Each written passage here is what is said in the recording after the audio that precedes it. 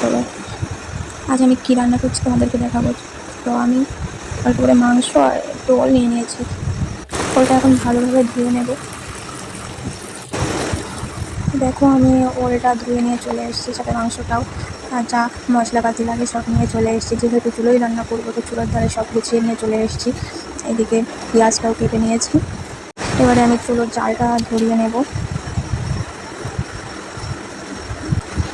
আর চুলো এই জাল ধরানো হয়ে গেছে। দেখো হাঁড়িতে জল আছে, সেই জন্য আমি জলটা শুকিয়ে নিচ্ছি। তারপরে একটু সরিষার তেল দিয়ে দিলাম।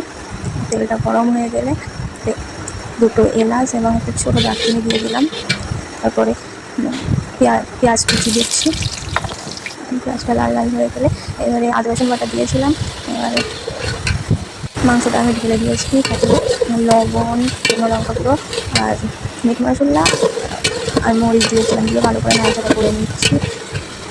দেখো এইসব কাটিয়ে জাল দিই বলে এই চুলোর এই অবস্থা হয়ে যায়। যাই হোক, চুলোটা ইগনোর করে যাও। এবারে আমি 2-3 বার জল দিয়ে মাংসটাকে ভালোভাবে কষিয়ে নিয়েছি। এরপরে আমি ওলটাকে ঢেলে দিলাম। তারপরে ভালো করে নাড়াচাড়া করে নিচ্ছি।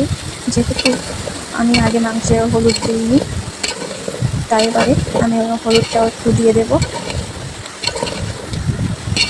হলুদ দিয়ে আবারও একটু নাড়াচাড়া করে নিচ্ছি। তারপরে জল দিয়েছিলাম। এবার এদিকে ভাতটাও ফুটে গিয়েছে। ওইদিকে আমি ভালো করে জল দিয়ে 2বার ওলটাকে কষিয়ে নিয়েছিলাম। এবারে আমি ঝোল দিয়ে দিয়েছি। এইদিকে ভাতটাও হয়ে গিয়েছে, নামিয়ে দিয়েছি। দেখো ঝোল রান্না কমপ্লিট হয়ে গেল।